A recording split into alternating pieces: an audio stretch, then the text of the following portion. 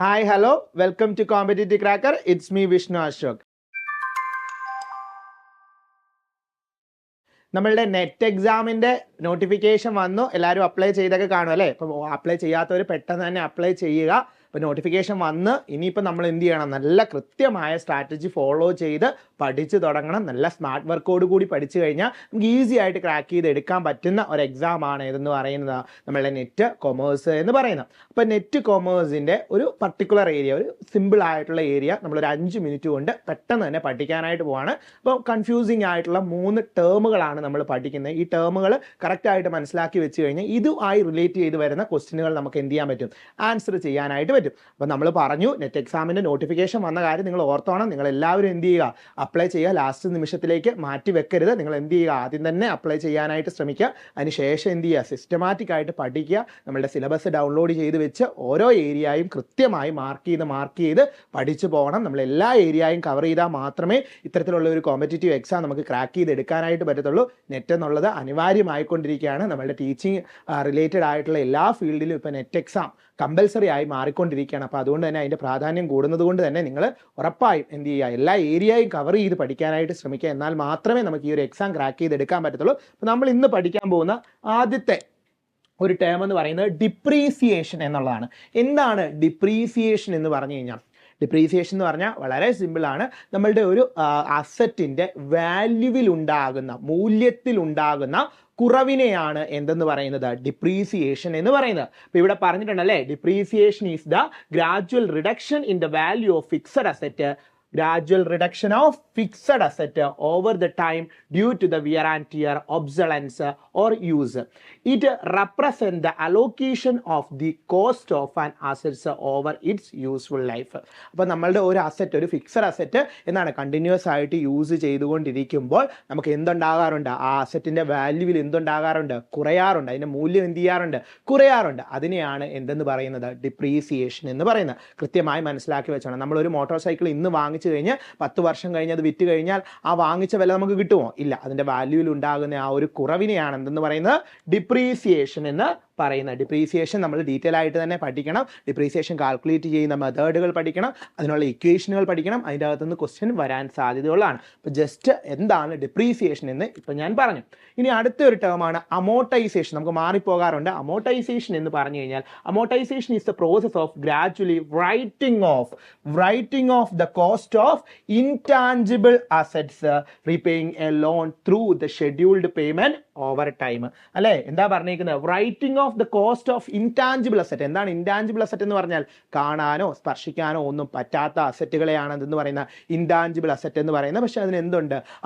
അതിൻ്റെ പ്രസൻസ് അല്ലെങ്കിൽ അതിൻ്റെ ആ ഒരു വാല്യൂ നമുക്ക് എന്ത് ചെയ്യാൻ പറ്റും? അസർട്ടൈൻ ചെയ്യാനായിട്ട് പറ്റും. ഇപ്പോൾ ഗുഡ് വില്ല്, പേറ്റൻറ്റ്, കോപ്പിറൈറ്റ്, ഇതൊക്കെയാണ് ഇൻടാഞ്ചിബിൾ അസറ്റ്. ഇത്തരത്തിലുള്ള ഇൻടാഞ്ചിബിൾ അസറ്റുകളുടെ കോസ്റ്റുകളെ റൈറ്റ് ഓഫ് ചെയ്യുന്നതിന് പറയുന്ന പേരാണെന്ത്? അമോർട്ടൈസേഷൻ. കറക്റ്റായിട്ട് മനസ്സിലാക്കി വെച്ചോണം. അമോർട്ടൈസേഷൻ എന്ന് പറഞ്ഞാൽ എന്താണ്? Amortisation is the process of gradually writing off the cost of intangible assets. കൃത്യമായി മനസ്സിലാക്കി വെക്കുക. അടുത്ത ഒരു ടേം ആണ് ഇതെന്ന് പറയുന്നത് ഡിപ്ലഷൻ. എന്താണ് ഡിപ്ലഷൻ എന്ന് പറഞ്ഞു കഴിഞ്ഞാൽ? എന്താണ് depletion? Is the process of allocating the cost of natural resources such as the mineral, oil, gas over the period they are extracted or utilized.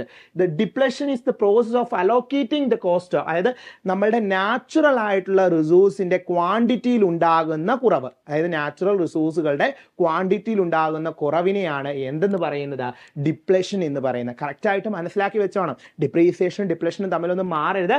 Natural resources അല്ലേ, the process of allocating the natural resource, അതായത് minerals, gas, oils, അങ്ങനെയുള്ള എന്താണ് natural ആയിട്ടുള്ള റിസോഴ്സിന്റെ വാല്യൂവിൽ ഉണ്ടാകുന്ന അല്ലെങ്കിൽ അതിൻ്റെ ആ ഒരു ക്വാണ്ടിറ്റിയിൽ ഉണ്ടാകുന്ന കുറവിനെ റെപ്രസെന്റ് ചെയ്യുന്ന ഒന്നാണ് എന്ന് പറയുന്നത് ഡിപ്ലഷൻ എന്ന് പറയുന്നത്. അപ്പോൾ അങ്ങനെയാണെങ്കിൽ ഈ 3 ടേമുകളും ക്ലിയർ ആയില്ലേ? അതായത് വളരെ സിമ്പിൾ ആയിട്ടുള്ള ഒരു ഏരിയ ആണ്. 3 ടേമുകൾ ക്ലിയർ ആയില്ലേ? ഈ ടേമിൽ ബേസ് ചെയ്ത് വന്ന ഒരു ക്വസ്റ്റ്യൻ ആണ്. നോക്കി, ഏതാണ് സ്റ്റേറ്റ്മെന്റ് 1 ആയിട്ട് പറഞ്ഞേക്കുന്നത്? എന്താണ്?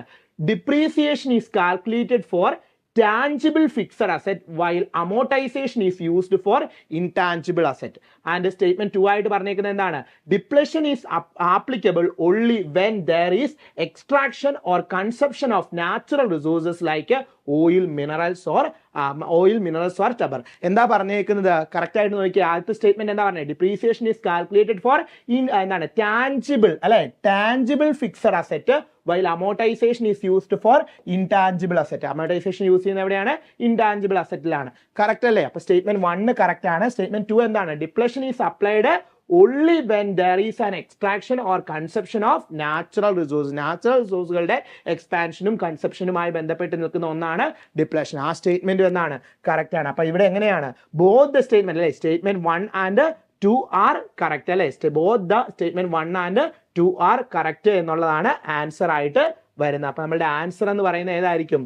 ഓപ്ഷൻ എ ആണ്.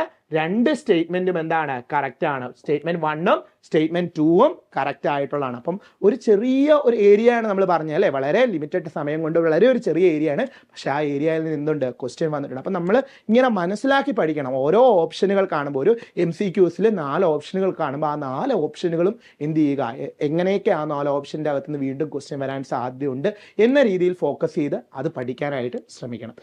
അപ്പോൾ ഇതുപോലുള്ള എന്താണ് ക്വസ്റ്റ്യനുകളാണ് സാധാരണഗതിയിൽ വരണത്. അപ്പോൾ നിങ്ങൾ കൃത്യമായിട്ട് മനസ്സിലാക്കിക്കോണം. വളരെ ചെറിയ ഏരിയ ആയിരിക്കും, പക്ഷേ ഈ ഏരിയയിൽ നിന്ന് എന്ത് വരാറുണ്ട്? ക്വസ്റ്റ്യൻ വരാറുണ്ട്. അപ്പോൾ ക്വസ്റ്റ്യൻ വന്നതാണ് നമ്മൾ കാണിച്ചു തന്നിരിക്കുന്നത്. അപ്പോൾ നിങ്ങൾക്ക് മനസ്സിലാകും സ്റ്റേറ്റ്മെൻറ്റ് ഓറിയൻറ്റഡ് ആയിട്ടൊക്കെ ക്വസ്റ്റ്യൻ വരുമ്പോഴത്തേക്കിന് വളരെ ചെറിയ ഏരിയ ആണെങ്കിൽ പോലും നമ്മൾ ഇൻഡെപ്ത് ആയിട്ട് ആ ഏരിയ പഠിച്ചു വെച്ചിരിക്കണം. കറക്റ്റായിട്ട് അത് എന്താണെന്ന് മനസ്സിലാക്കി വെച്ചിരിക്കണം. എന്നാൽ മാത്രമേ നമുക്ക് ആൻസർ ചെയ്യാനായിട്ട് പറ്റത്തുള്ളൂ. നമ്മളുടെ CCയിൽ എന്താണ് നമ്മളുടെ നെറ്റിൻ്റെ ക്ലാസ്സുകൾ അവൈലബിൾ ആണ്. എന്താണ് നമ്മളുടെ വീഡിയോ ക്ലാസ്സുകളിലൂടെയും റെക്കോർഡഡ് ക്ലാസ്സുകളിലൂടെയും ലൈവ് ക്ലാസ്സുകളിലൂടെയും PDF മെറ്റീരിയലുകളിലൂടെയും ക്വസ്റ്റ്യൻ പേപ്പർ ഡിസ്കഷനിലൂടെയൊക്കെ എന്തൊക്കെ ആവശ്യമാണോ നിങ്ങൾക്ക് ഈ ഒരു നെറ്റ് കൊമേഴ്സ് നേടിയെടുക്കാനായിട്ട് എന്തെല്ലാം ആവശ്യമാണോ അതെല്ലാം CCയിൽ അവൈലബിൾ ആണ്. അപ്പം നമ്മളുടെ ബാച്ചിൽ ജോയിൻ ചെയ്യുക. നിങ്ങൾ താഴെ കാണുന്ന നമ്പറിൽ ബന്ധപ്പെട്ടാൽ മതി. നമ്മളുടെ ബാച്ചിൽ ജോയിൻ ചെയ്യാനായിട്ട് പറ്റും. നിങ്ങൾക്ക് ഉറപ്പായിട്ട് ഈ എക്സാം ക്രാക്ക് ചെയ്യാനുള്ള A to Z കാര്യങ്ങൾ ഇവിടെ നിന്ന് ലഭിക്കുന്നതാണ്. അപ്പോൾ ഇതുപോലുള്ള ഇൻഫർമേറ്റീവ് ആയിട്ടുള്ള വീഡിയോസുമായിട്ട് ഞാൻ വീണ്ടും വരുന്നതാണ്. അപ്പോൾ നിങ്ങൾക്ക് എന്തെങ്കിലും രീതിയിലുള്ള ഇനി ഒരു പോർഷൻ എടുത്ത് തരണം സാറേ, അങ്ങനെ എന്തെങ്കിലും രീതിയിലുള്ള ഒരു സജഷൻസ് ഉണ്ട് എങ്കിൽ അത് താഴെ പറയുക. ആ ഒരു പോർഷൻ നമ്മൾ എടുക്കുന്നതായിരിക്കും. അപ്പോൾ ഡീറ്റെയിൽ ആയിട്ട് എടുക്കുന്നതായിരിക്കും. അപ്പോൾ അങ്ങനെയുള്ള സജഷനുകൾ നിങ്ങൾ കമൻറ്റ് ബോക്സിൽ ഇടുക. അതുപോലെ തന്നെ നമ്മളുടെ പുതിയ ബാച്ചിൻ്റെ കാര്യം നിങ്ങൾ മറക്കണ്ട. ഈ ബാച്ചിൽ നിങ്ങൾ ജോയിൻ ചെയ്യാനായിട്ട് ശ്രമിക്കുക. നിങ്ങൾക്ക് ഉറപ്പായിട്ടും വിദഗ്ധരായ അധ്യാപകർ നയിക്കുന്ന ക്ലാസ്സുകളാണ്. നിങ്ങൾക്ക് നെറ്റ് നേടിയെടുക്കാനുള്ള എല്ലാ കാര്യങ്ങളും ഇതിൽ നിന്ന് കിട്ടുന്നതായിരിക്കും. അപ്പോൾ മറ്റൊരു വീഡിയോയിൽ കാണാം. താങ്ക്